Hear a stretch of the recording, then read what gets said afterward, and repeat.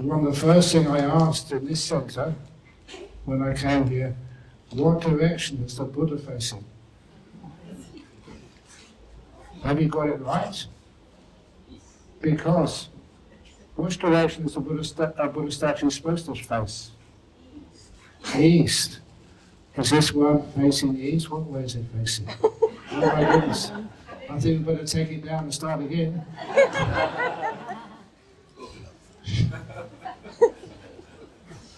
That's one thing which I never thought about when I was a young monk.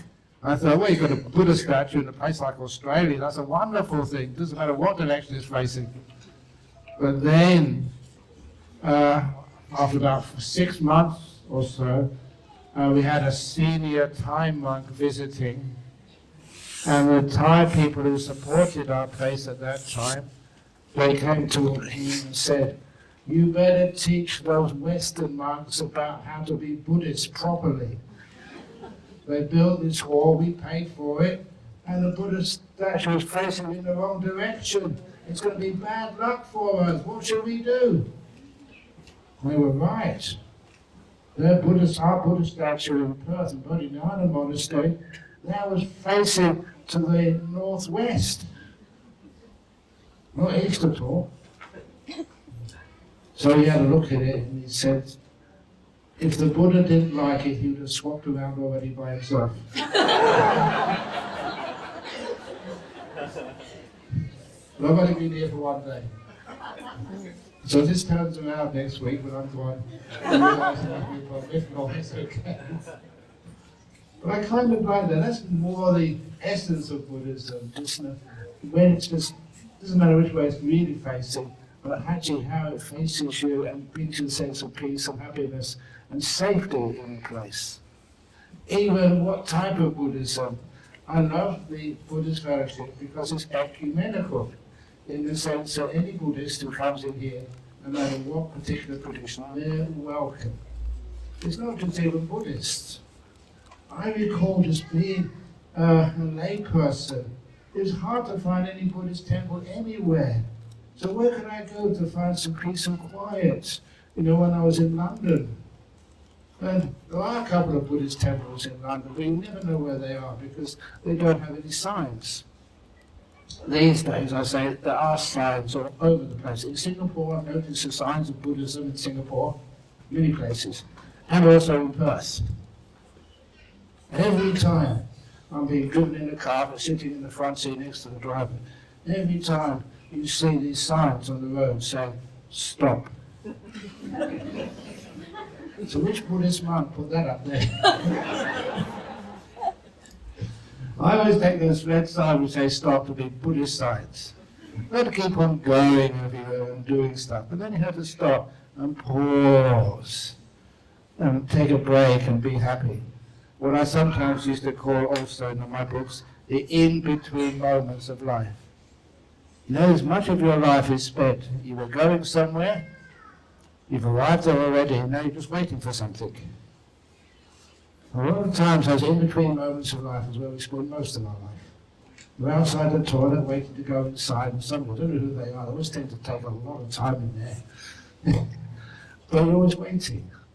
Those in-between moments of life is where we can have that patience and that compassion and that kindness. We never lose out there in the in-between moments of life. You're in a junction, you have to stop. You're waiting. These are beautiful moments. And hopefully this place here, the Buddhist Fellowship in Lavender Street, Compass Road, this can be also a place of peace. When I was in London doing all sorts of stuff, if ever I got really tired out, which I often did, you know, running around trying to get visas and other stuff, I'd always go to, of all places, Westminster Cathedral. It's such a huge place. And there were some places there which hardly anybody went to. And that's what I went to. I went in there because I could have just sit down on a chair or on a bench and just meditate for 15, 20 minutes and just regenerate my energies again. Just before I left to become a monk, that's when I got very disappointed that in those nice little chapels in this huge complex called Westminster Cathedral, they installed a PA system. There was announcements every 2 or 3 minutes. And I thought, you're destroying something which was so important for any centre of spirituality, the peace and the silence. And that's why even here, can I give you some advice? Anyone who's in the office or looking after the place or doing cleaning or whatever, if anybody wants to come in and just get some peace, please let them come and sit down. Don't tell them what to do. Don't give them advice unless they ask for it. A lot of times people want to come in a safe place, be calm, be quiet, and get their energies back up again. Still recall that time, I think I mentioned it already yesterday, when there was, this man came to see me over in Perth, in Bodhinyana Monastery. The reason he came to see me, he said, I'm resigning from work tomorrow, I've done my year, and I was working for the local council in Serpentine Jarrahdale. He said, I just want to come up here and thank you for your car park. So, for a car park? You don't want to thank me for that? It's just a place you can park your car. I said, no, it's not a place you can park your car. There's also a place wherever I get stressed out at work, I come in here, just park my car in your car park and sit quietly for half an hour. And that's better than going to a psychologist or a therapist. It's certainly much cheaper. So it's the same here. Please let the doors be open so that people can open the door of your hearts to whoever wishes to come in here and just to sit peacefully and calm. And I also remember, I remember this one, somewhere over here there's a donation box. That reminds me, okay, yeah. Okay. Great, I can't see it. But, yeah, okay, well, there's a couple. But I remember to be one of my favourite stories. That story of the head monk. So I could relate to that, because even though I'm not the head monk here, I'm very well respected here. And my room is just round the corner. And it's not that quiet in there. You can hear people when they're talking in here, so please don't forget I can hear everything you say about me after this.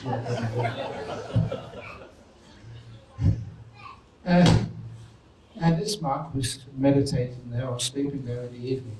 And he woke up really early. When he woke up in the early, he wondered, who could be here this time in the morning?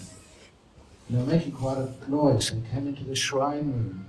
When he came into the shrine room, he saw there was a gentleman in front of the donation box with a knife from the kitchen. The kitchen's just round the corner. He was trying to open the donation box. What would you do? Early in the morning, a thief with a knife trying to get into the donation box. What would you do? Can't call the police. I don't have a mobile phone anyway. I wouldn't know what to do. Where was the phone to you anyway? Do you have a phone?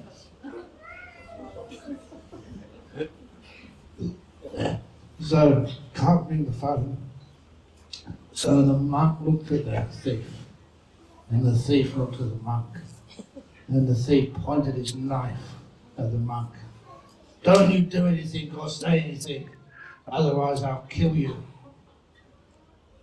Is that convincing? Do I make a good thief sound? Practice. Well, practice. So the monk asked, what are you doing? He said, oh, you need some money. Yeah. So the monk put his hand in his own pocket.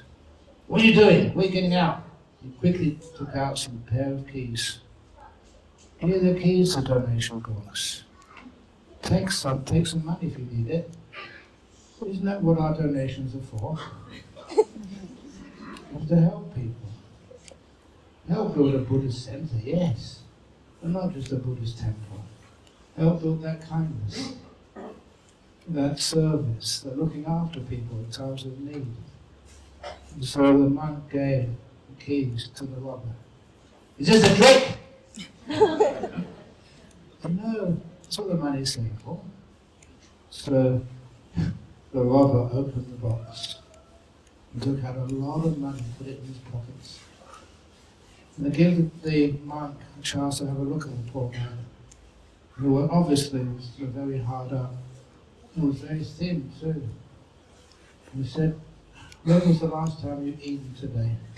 "None of your business." Above the donation box, there is a cupboard with some of the leftover food from today.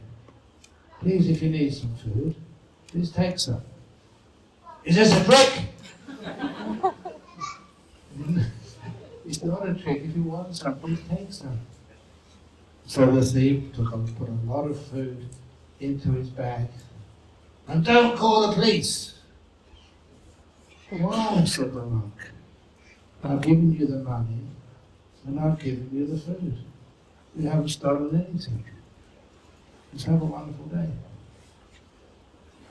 Now, honestly, if I did that, if I was staying here last night and that happened to me, and I gave the thief the money and the food, what would you think of me?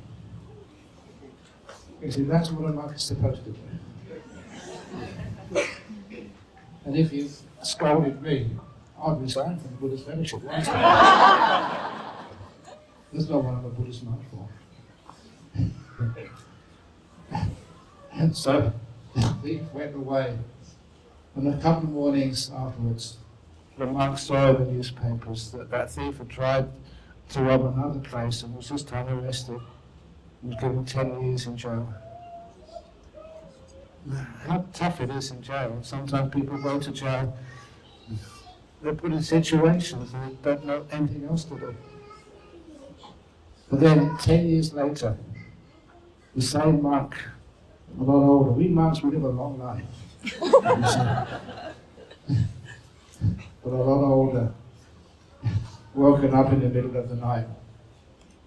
And the Buddhist center in Lavender Street over in Singapore looked exactly the same, but it's just a little bit more run down. 10 years time. And the monk heard a sound, went into the shrine and saw this old thief now, with a knife, and the knife sticking in the donation box. And the thief looked at the monk. "Do you remember me?" "Yes, I remember you. Here are the keys." At that the monk smiled. And the monk said, so the monk smiled, gave him the keys. And the thief smiled as well. Said, "Put the keys away." Last time, since 10 years, I've been thinking about you every day. Especially when I was in jail every night. You're the only person who ever showed me kindness and compassion. I realized over all those years, when I came to the temple the last time, I stole the wrong thing. Now, please put the keys away. Can you please give me the secret of your kindness and generosity? Please let me be a monk. And I love that story, because it shows what we've got a Buddhist temple for. Not to be the biggest, the most beautiful, the most ornate in Singapore. To be the kindest, the most generous, the sort of place which does teach, which is how the Buddha would want me to teach. And that means we have a place where people do feel welcome. We may come in here as thieves. We may go out as monks or nuns. We've got quite a few of those over in Bodhinyana Monastery. How many ex-convicts have you got there? Two? Yeah.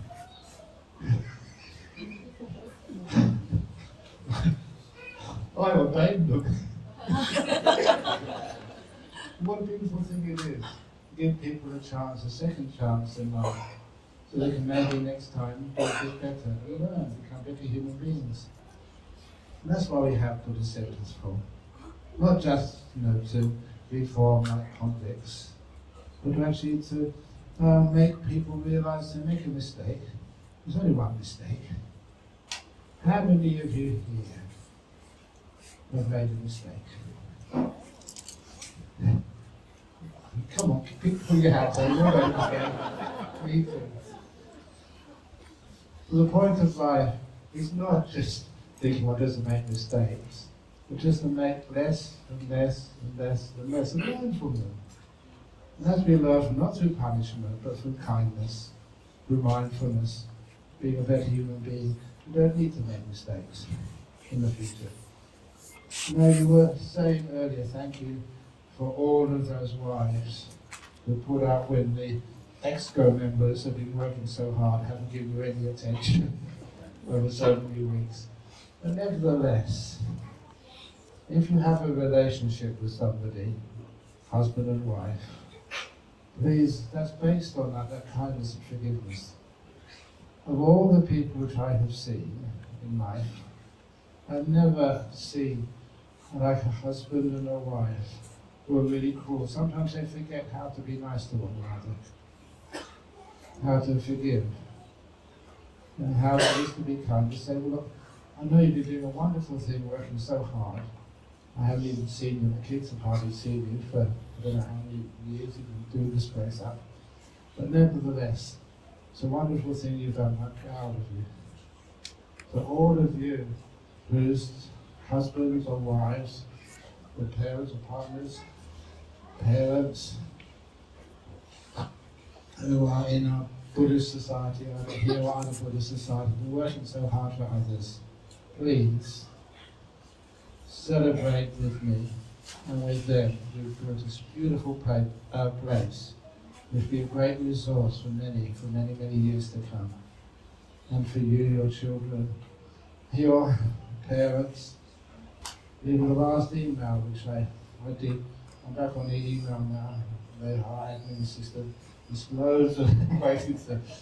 But one which I came out, this one Malaysian lady, she's been in Australia for many years. Her father is dying of cancer. And she asked me, please, how can I look after him? He's your dad. And he's going to die soon.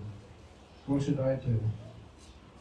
And so I decided, well, forget about all these other emails I was supposed to answer first. That was one of the first ones I did answer. Simply because it kind of touched your heart. Some you can do, some you can be great. But because she had been giving up much of her life, looking after one of our Buddhist centres, it's wonderful I could actually give her a little gift. Maybe try this. First of all, interesting what I said to her. First of all I said, are you at peace with your father passing away? That's the first thing which you have to do as a Buddhist. Make peace with whatever's happening. Because if you are against it, you don't know whether it's going to survive or whether it's going to die. But you don't really know, you can't tell. So at least be at peace with it. At peace with it doesn't mean you're going to make it happen. Being at peace with it means you can accept and realize your father, all those years he's been looking after you. Now maybe it's the time that he has to go. And if he does, so you can go with my blessing. I love you so much. It's like you're going overseas. I'd rather you stay here for much longer. You're going overseas. Thank you so much for being my dad for such a long time.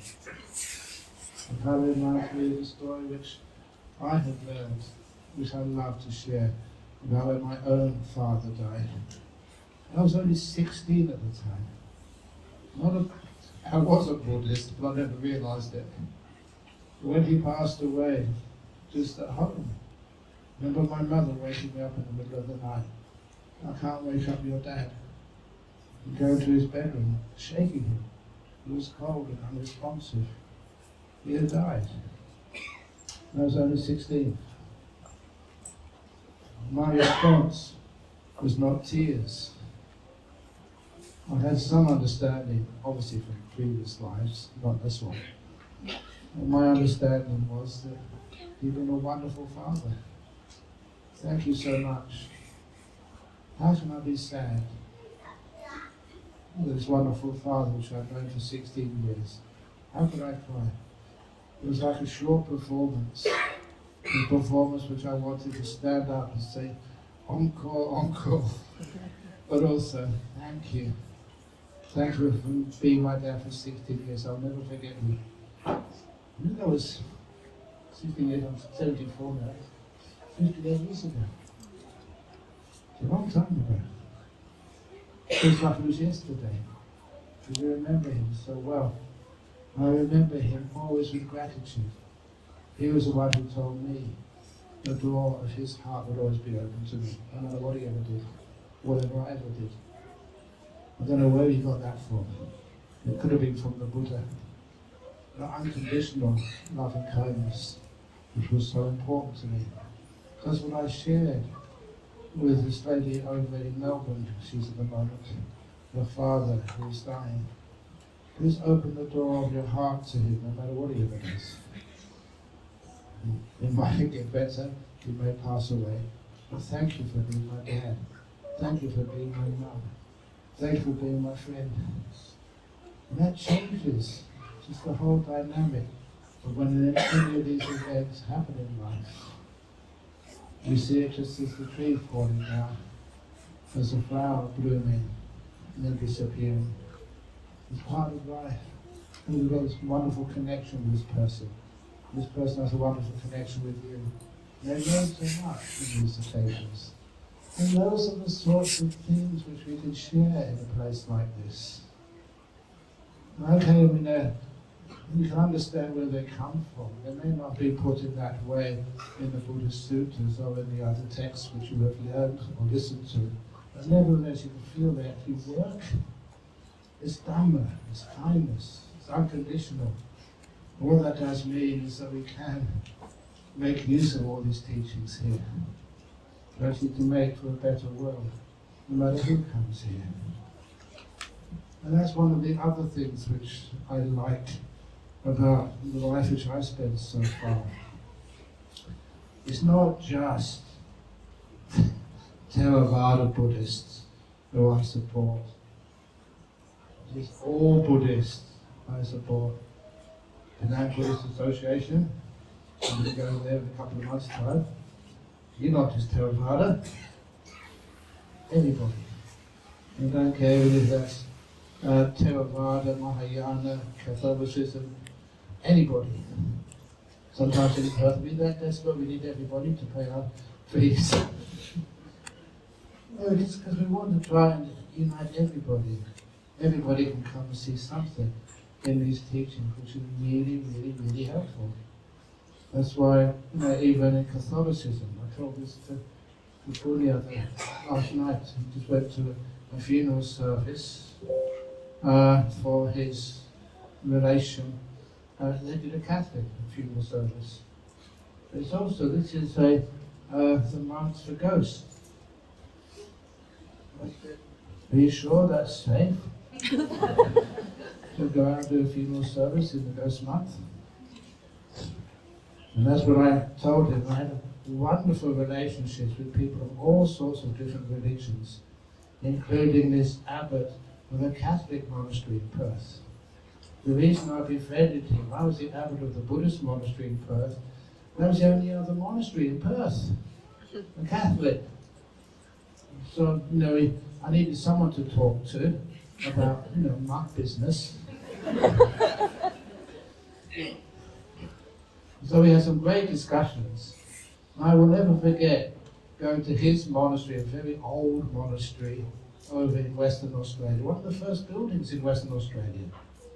Asking all sorts of questions about how he ran things with the government over here in Australia, so how I can get some tips on how we can run things. But also, we went past some very old places of that monastery. And I couldn't help but ask him, I said, have you ever seen any ghosts? No. In this monastery?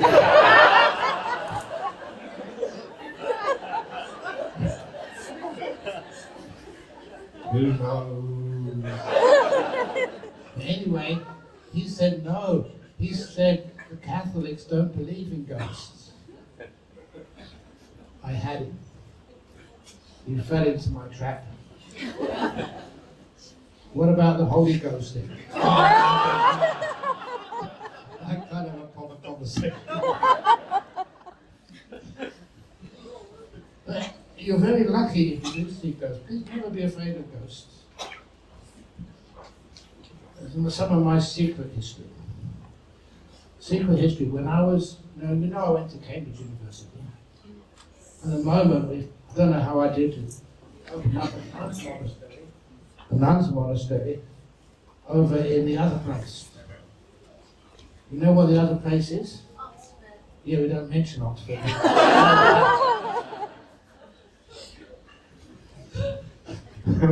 But nevertheless, it doesn't matter, any old place will do.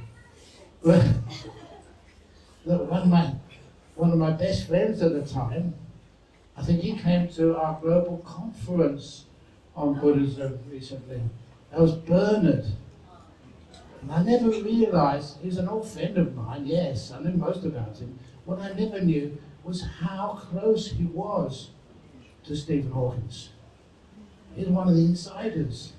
About 3 or 4 people, the chief helpers of Professor Stephen Hawkins. So he gave me all the gossip about Professor Stephen Hawkins. He was also a theoretical physicist, Bernard, because I was a theoretical physicist when I was at Cambridge. He loved astronomy, which I also did, and he was also, Professor Bernard Carr, he was also a Buddhist, as I was. That's why I could invite him to that conference with him. And he was also, like I was, into psychic research. We went hunting ghosts. We heard of the ghost around, we'd go and get as much equipment as we could borrow from the physics lab, and go and set it all up and see what we could find. And I think he still is now. He became the president of the psychic research in London. He was an expert on ghosts. He hasn't died yet. When he does, I have to invite him, after he's dead, to come to our new centre here and give a few talks.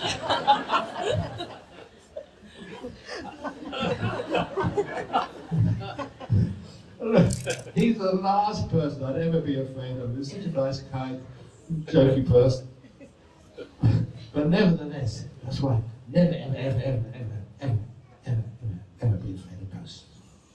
Except, there's always exceptions. Someone reminded me of this story. As usual, our Buddhist fellowship, we you did ask me this. He said, Ajahn, can you please make a little bit about the fundraising? Because you still owe some money to the bank, don't you? One of the best ways to raise money is with wills. When you die, to leave something in the will. I did that once. You know what happened?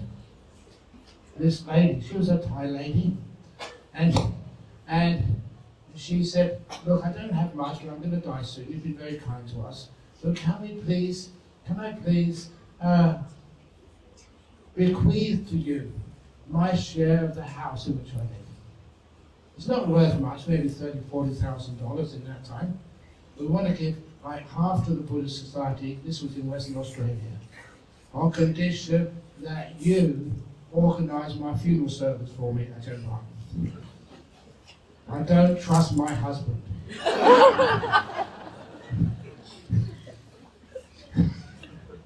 I said, my husband George is so selfish, so foolish. I don't trust him at all. Can you do it for me? I said, look, I'm a monk. I can't make deals like that. I'm not Mr. Trump. I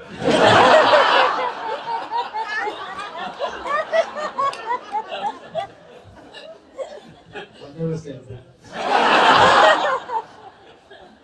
But anyhow,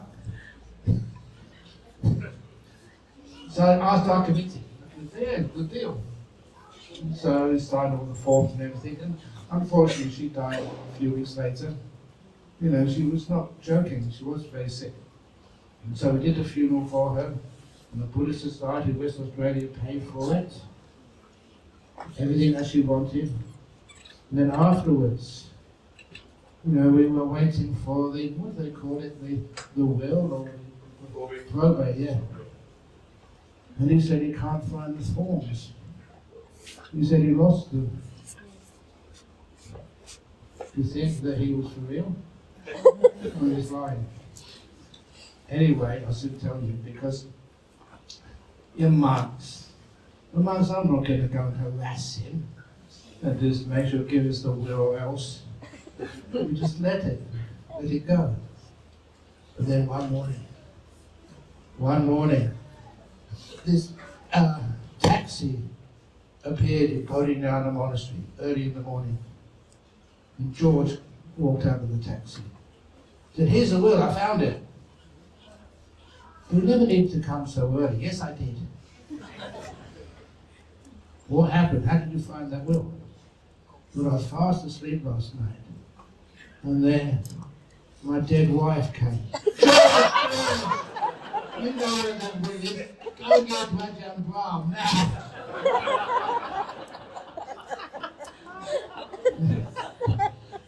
And I've never seen, I don't think I've ever seen another man so scared. Of course he knew where it was all the time. He was only needed his ghost, his wife, was trying to scare the life out of him. And he got that word and came, the first cab he could get, and came to the monastery to give it to me. And then he was happy. There are such things as ghosts. Ghosts can be very happy, very helpful. Without that ghost of that Thai lady, we probably wouldn't have any of that money at all now. So, if you are a ghost, please do good things as a ghost. Come and see Brother Pan. I don't know where that word is. Are you afraid of ghosts? Hey, just come to the boss, come to me. Good kids. So anyhow, that's one of the reasons why we have a lot of fun here. But those are true stories. The best stories are the fun ones. And when you have those true stories, the fun ones, it also means, but rather than actually, I heard this from you guys over in Singapore many years ago. It's always better to give with a warm hand than with a cold hand. Remember that saying? It's a beautiful saying. And the reason you say that with a warm hand rather than a cold hand, well, you're still alive, you know you're going to die soon. So have that fun of actually seeing where that funds are going to go to. Which means you can enjoy it, and that's the main reason I was going to give a talk today. I get so much happiness for whatever I've done here, and see the results of that. And there's two things which I wanted to say, which I've been telling everybody else. First of all, because we've been moving everything over here, one of those Buddha statues up there, second from the top. That Buddha statue was presented to me by King 𝐽𝐼𝐴𝐻𝑒𝑘𝐳 of Cambodia many years ago. He's passed away now. But I know that story just after the problems with the Khmer Rouge, where Hun Sen had actually given some stability back to the land of the Khmers. And again, there's the statues up there. You can see it, if you look from underneath, you can see the sign on which I wrote. It was presented to me by His Majesty King Bhumibol of Cambodia. He was a very sad monarch because he had been able to protect his people, and they suffered really immensely over there. And that story which I've told, I don't know, so many times since I've been over here, of one of those men who came to Perth. It was a fascinating time when the first the Khmer community were repatriated, well not repatriated, were given refugee status. In this particular case, over to Perth, many of them.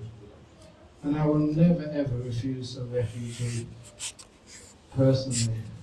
I know that people can be so cruel to refugees. When you know what some of these people have been through, especially the Khmer. This was many years ago. I remember a whole huge number of them, couple of hundred, had come to Perth, and the local Australians, the government, they wanted to try and help. So the trouble was, these were very poor Australians, very poor Cambodians. They could not speak any English, and they'd just been literally dumped in this foreign country of Australia, in this particular case to Perth. They hadn't got a clue where they were. So they asked the monks to come, can we do something? So we came to this refugee camp over in Perth. We tried to say something. And the Khmer people didn't understand anything. Didn't understand English, didn't understand what we were saying. Then I had an idea. The idea was, it took me so, 𝐷𝒂𝒕𝒉. Rather than Pali. And as soon as we started, it was like a miracle kind of happened. After people, they put their hand up, they couldn't chant with us, they just started crying. It was the first time they'd heard anything in all those weeks since they'd gone into a refugee camp and then eventually come to Australia, which they could relate to, they could remember the chanting. And from that moment onwards, I always remembered the importance of these little chants. Like the priests, it doesn't matter if they can keep them or not, they can remember the words. They can remember 𝑖𝑡𝑖𝑝 𝐻𝑒𝑘𝐼𝐴 until flowing down their cheeks. That's one of the reasons why much of this chanting, you don't speak in Pali in your kitchen or in your businesses or on the trams or anywhere on the buses. But nevertheless, that has a special meaning for us. That's kind of holy words. Even like the Buddham Saranam Gacchami. How many of you have been to the holy places in India, especially the Buddhaya, and you hear that chanting in the evening? Buddham Saranam Gacchami.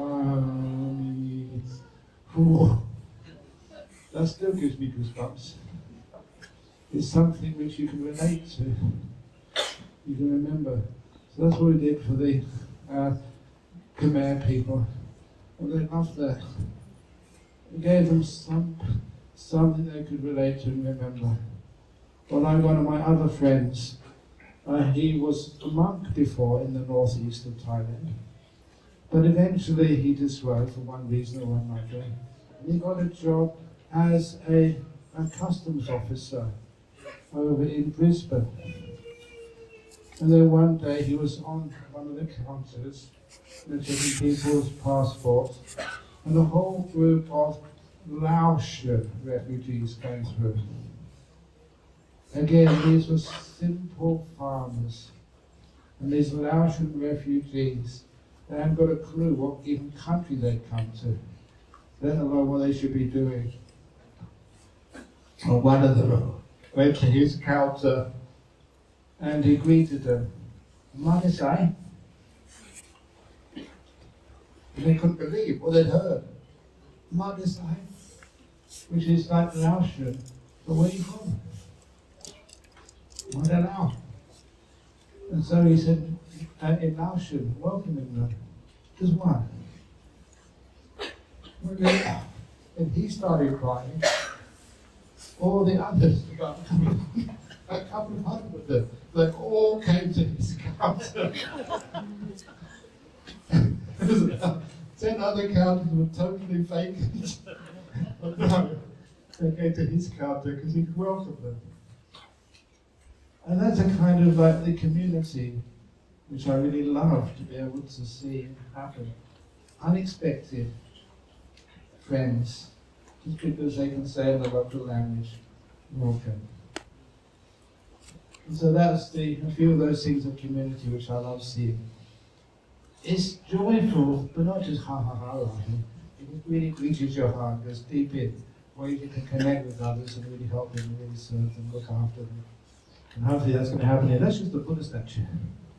But now we have something more deep. The next level, that Mahamoggallana statue. Not statue, but relics. I love that one too. I'm responsible for that one as well. That's when I see that, that's when I always make sure it's there. And so, if that had disappeared, I'd be on the next plane back to Perth. Kind of important for me.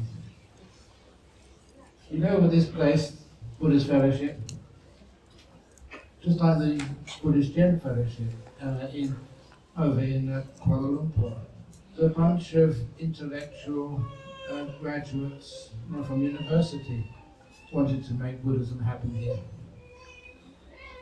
But they were very much into the theoretical part of Buddhism.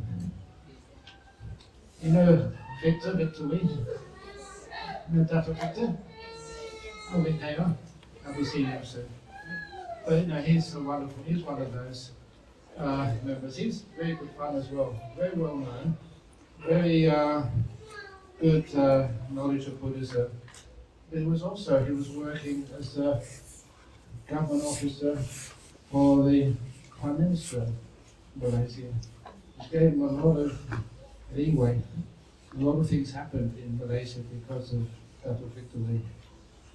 I always remember he loved actually singing many of the Buddhist songs over in Malaysia. He composed them and sang them. I remember once at a conference, someone asked him a question: is it okay, to actually have entertainment with Buddhism, like having songs and stuff? And the lady who asked the question said, but just one thing, can you please make the answer and play it on your guitar? Sing the answer back to me, please. He had a wonderful sense of humour, very good man. And so, because of these things, that we got things kind of half going in Malaysia, because the government sort of respected us. And of course, one of my favourite monks over in Malaysia, I'm praising Malaysia now, was Datuk Victor, no, sorry, not Datuk Victor, 𝐾𝐻𝑣 Dhammananda. He was one of my favourite monks. One of the reasons was I remember just giving all these talks at his place, and one of the talks, you know what we talked about? The subject was ghosts. I think that was one of my most famous, popular talks over in KL, ghosts. The place was packed out with ghosts.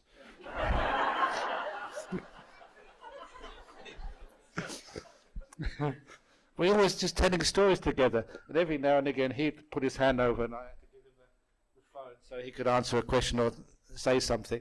He was a very beautiful monk, and he really related to everybody there, not just the Buddhists, but the Christians and the Muslims as well. He's a beautiful monk. I remember one of the stories he was saying, that they had, he lived over in brick fields over in Kuala Lumpur, and not far from his temple there was a haunting. And they tried to get all sorts of other religions to try and get rid of the ghost. Nothing worked. So he went over to get rid of it. It's not that far to walk, so he went there, did his chanting.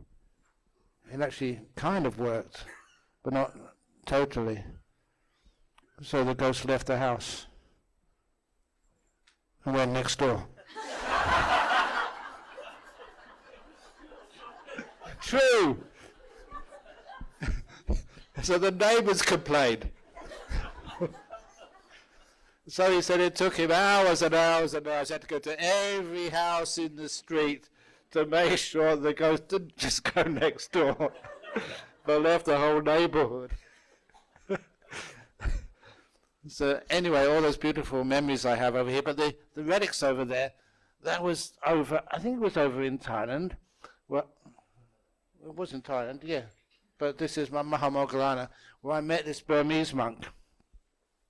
And this Burmese monk, I was a monk at this time, and he said, I've heard that you are helping out many countries like Singapore and like Malaysia and many other countries in the world, trying to make sure that they have good Buddhism growing there. But, he said, my role in this part of my life, I'm visiting many of the remote areas of that's a ghost talking. I'm meeting many of the remote areas of Burma. Wherever I see like there is an old little town or an old building which has fallen apart, I try and find out if there's any relics there, because they have so many of these stupas, they're called chaidyas, over in Burma. And if any have fallen apart, I want to make sure that I can rescue any relics there. And he said these particular relics which he had, he said that in a remote part of northern Burma, one of the villagers had miraculously suddenly got rich. And he said that was a good sign that they'd found something in the jungle.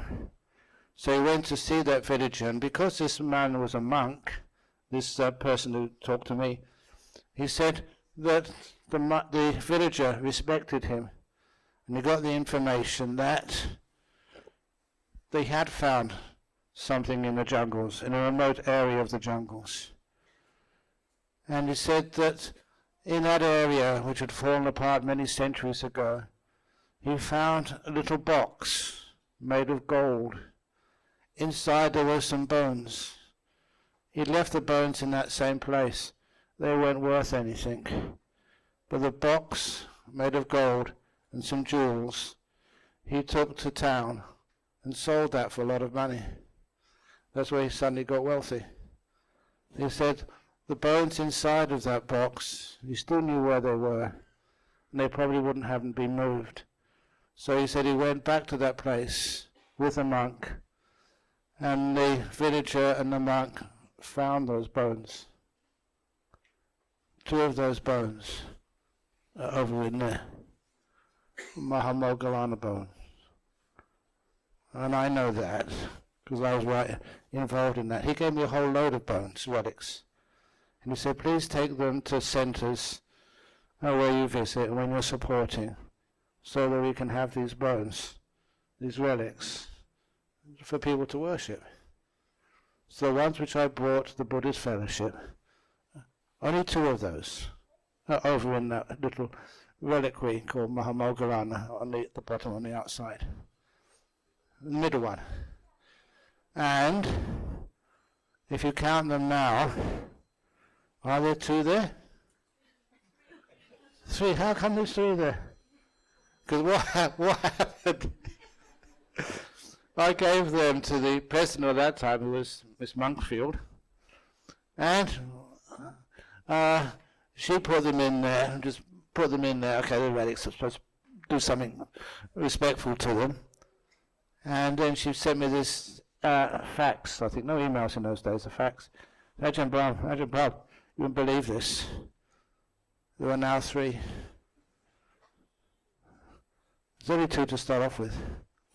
And the 3rd one just appeared. Why?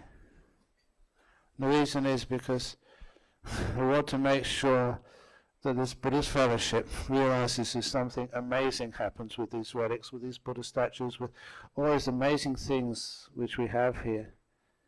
They're not just ordinary. We want you to see those. And after a while, please keep on counting. And sometimes you see there's more than just 3.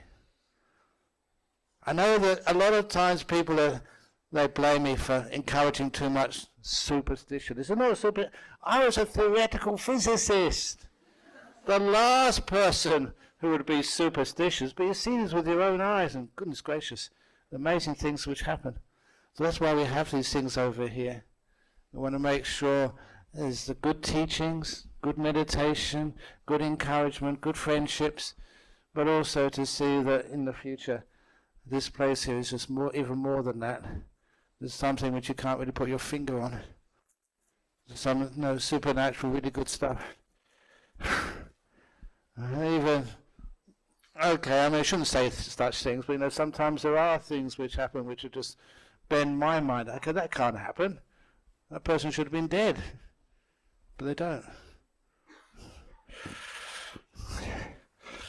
But don't be scared. It's only with His goodness and kindness, purity, generosity, wonderful stuff happens. That's when you get these amazing things happen.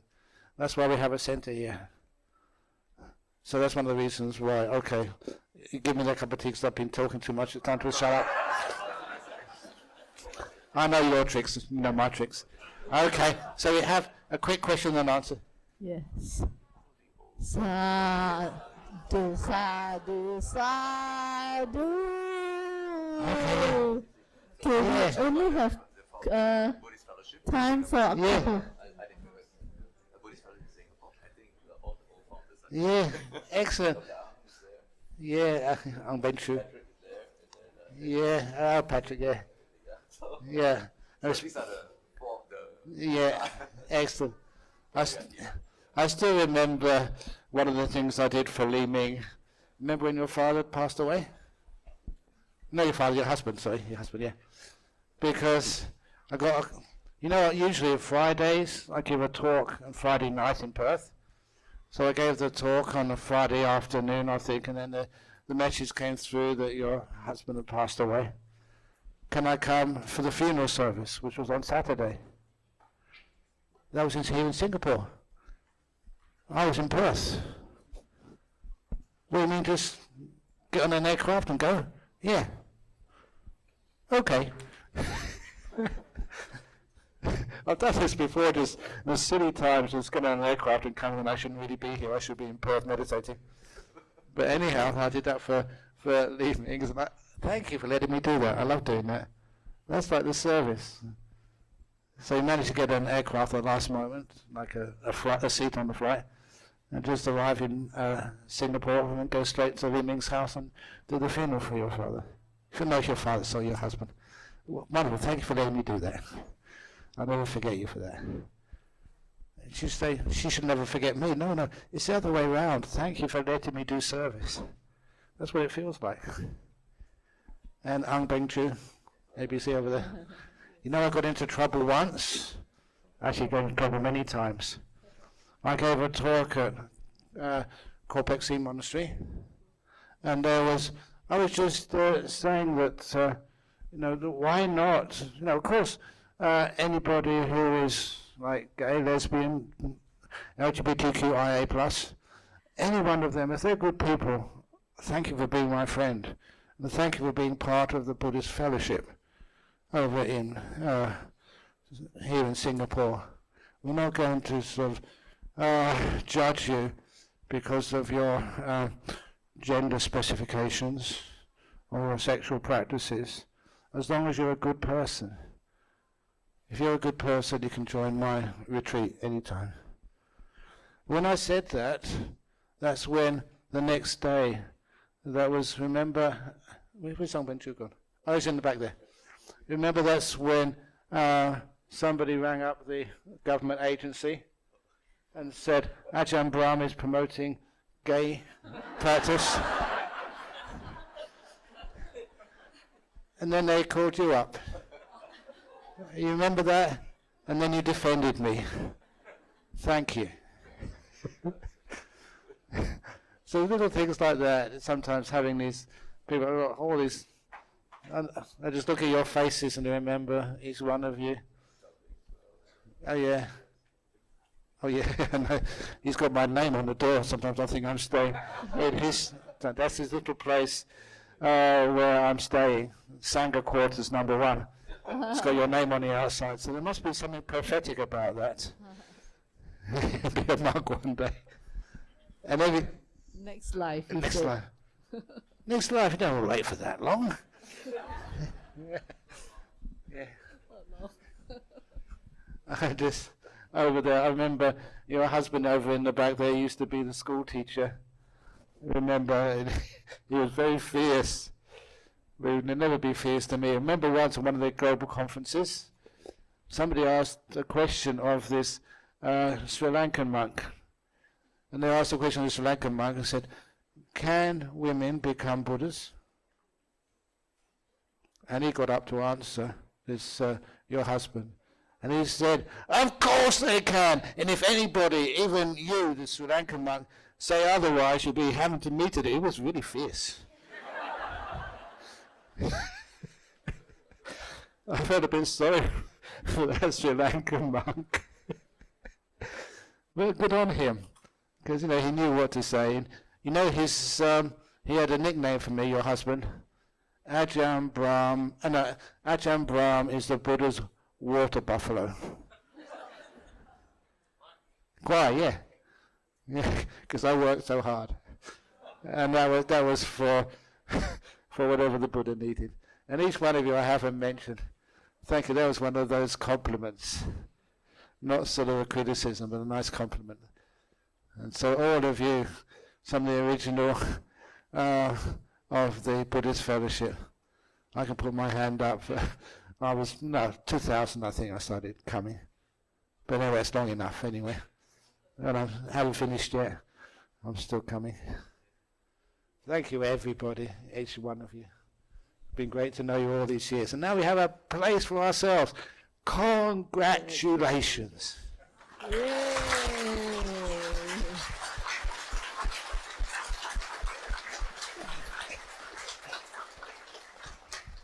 Okay, now we only have time for 2 questions. The first one, the hand up here. I thought you were in Perth. No, go on. Hi, John. Thanks so much for sharing. I had a question actually on behalf of others. So you had mentioned just now about how we can deal with our deceased, our parents like passing away, and to have gratitude and all that. But I had a question about how do we do so if, say, for example, that some people here might not have as good a relationship with their parents as you had with your father, and they got very mixed feelings about their like feelings of guilt and remorse. So how should they deal with that as their relatives are passing on? Thank you for that, Ajahn. Remember, whenever you look at anybody, you don't always see the bad side in people. You always see much of the good side as well. That's one of the reasons I did one of those radical things years ago. That when I went to give a talk at a Christian school, and one of the first things we had to do, the principal said, there's a Buddhist, no Buddhist statue, there is a statue of Christ in the school. And so myself and the chaplain will do a little bow, because, we're Christians. But you're a Buddhist, you don't have to do that. And straight away I said, no, I demand my right to bow to your statue of Christ. And they looked at me, the chaplain knew me. The principal of the school didn't, and he looked at, who's this crazy guy who's going to come and talk to our kids? And I said, I can always see something in that statue which I respect, and that's what I'm going to bow to. The generosity, the kindness, the service. And the principal was so impressed with that. That was the talk which I gave that day. Just made it up as I go along, as I usually do. And he was so impressed that he came to Bodhinyana Monastery a couple of weeks later, organising a tour for the 6th form, that's the upper classes there. He came early, and together the principal of this Christian school, Christ Church Grammar School in Perth, who was very well known, and myself, we went into the main hall at Bodhinyana, and both of us did 3 prostrations to the Buddha. We did that because he realized he could see something in that Buddha statue which he respected a lot as well. Wouldn't that be wonderful if we could have the Pope, Donald Trump, I don't know who else, being able to go and see a beautiful Buddha statue which they respected and bow to that part of that Buddha statue which they respected. What a wonderful thing that would be. You don't sort of look at the things which you don't respect in your father. He made mistakes, but remember all the good things which he did. And all those good things, and somehow he thought he was doing the best, which most people do, but he made mistakes. Forget that. Remember all the good stuff about that. Thank you, Ajahn. Before we share merits and get Ajahn to do blessing, water blessing for everybody, last question. Any last question? Oh, so many. Oh dear. Oh, not cold, no. I have a very warm heart. Okay, so that is not a question. Okay, we have from a young person here. I know there are too many questions. Oh, anytime.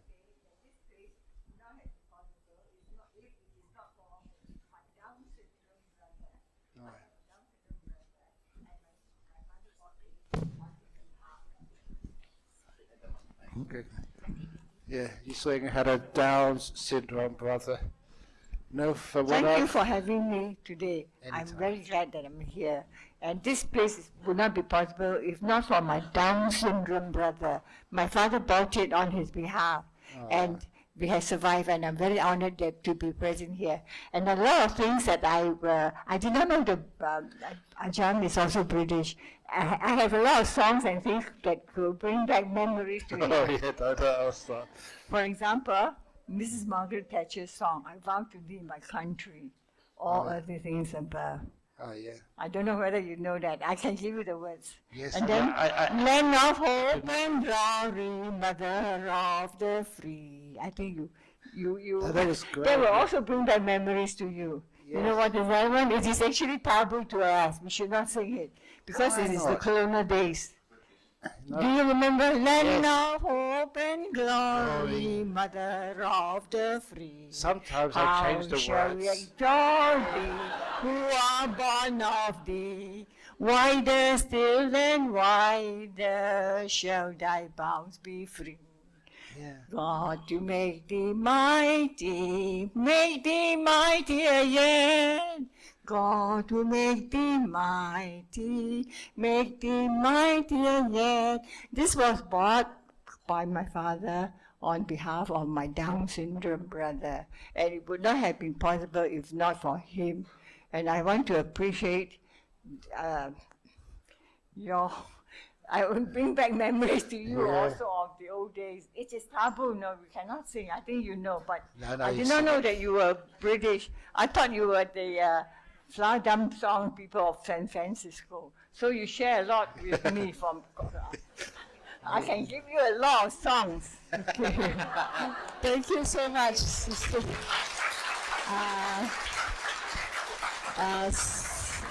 Sis Betty and her late sister was the one who sold BF this place at a really discounted rate. So thank you, Sis Betty. And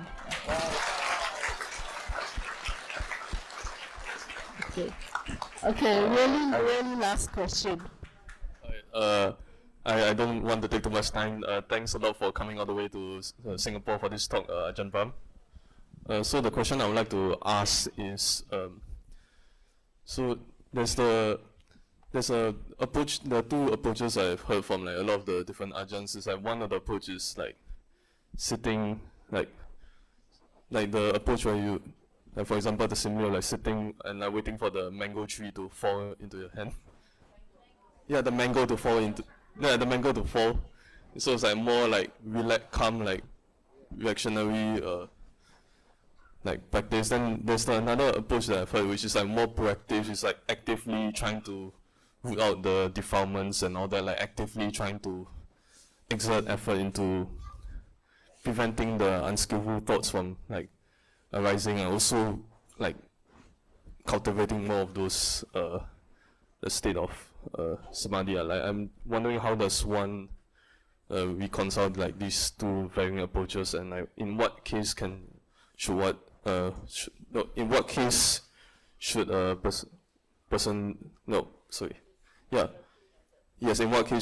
practice any of the methods? You practice both, and that's so close to me, because what am I doing here today?